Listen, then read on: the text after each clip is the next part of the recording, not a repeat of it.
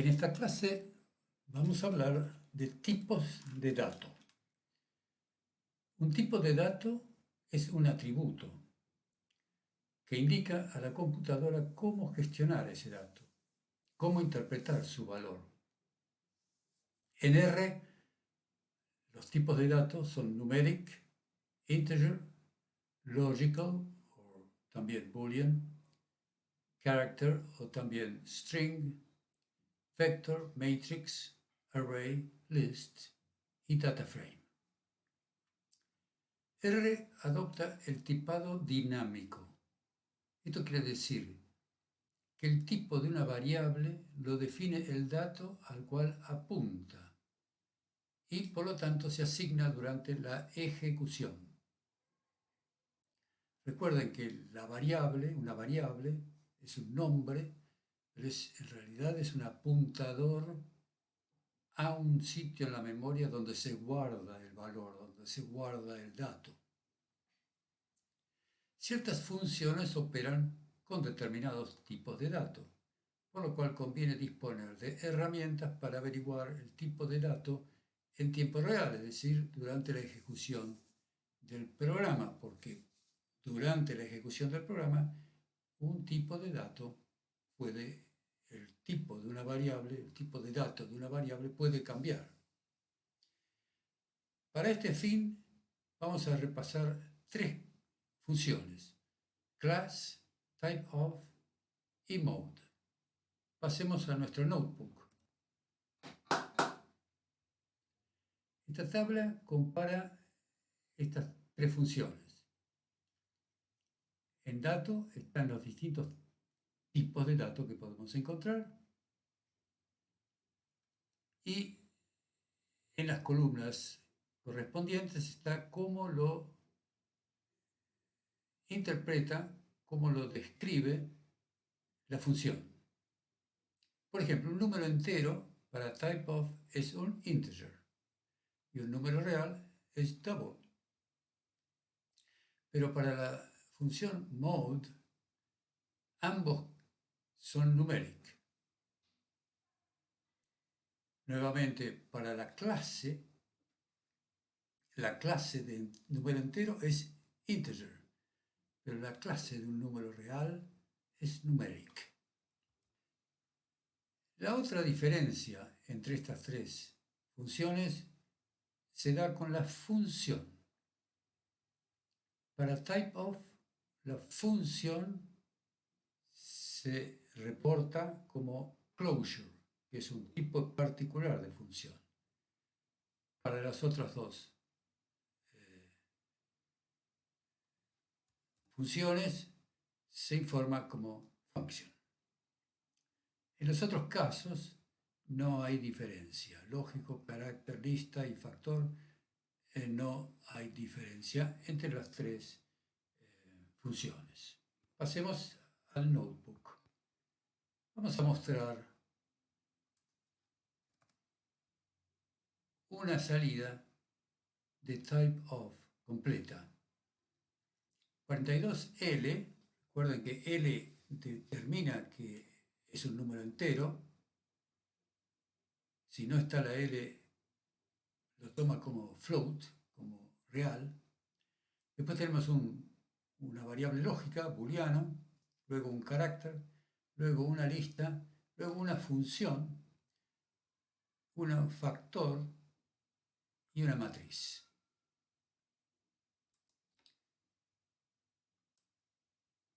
Aquí tenemos la salida.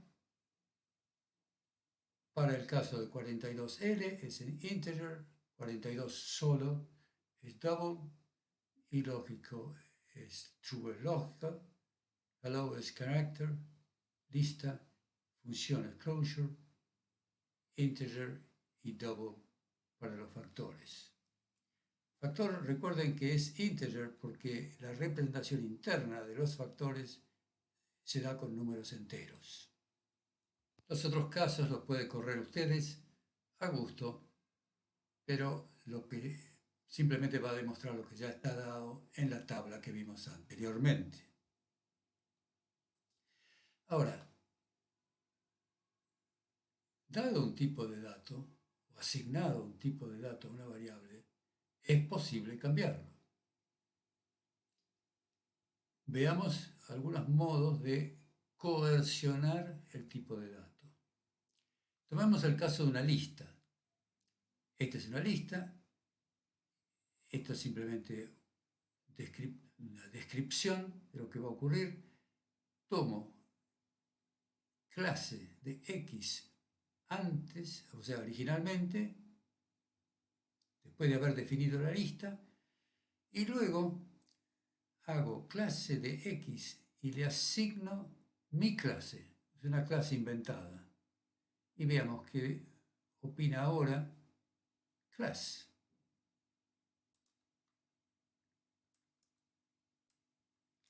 Fíjense que esta es la lista.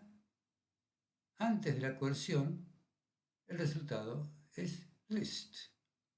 Pero después de la coerción, es mi clase. Una clase que no existe. Con esto quiero demostrar que es posible alterar completamente, si uno desea,